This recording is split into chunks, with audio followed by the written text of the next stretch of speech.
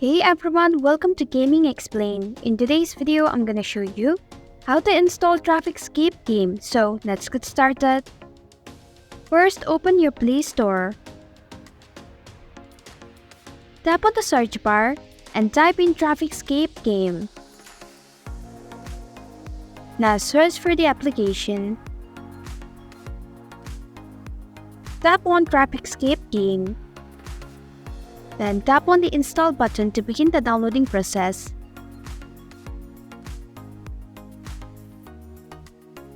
It might take some time to download this game.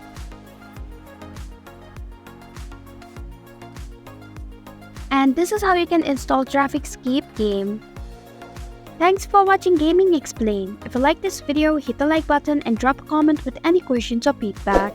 If you are new, subscribe and click the bell icon to stay updated on the future videos.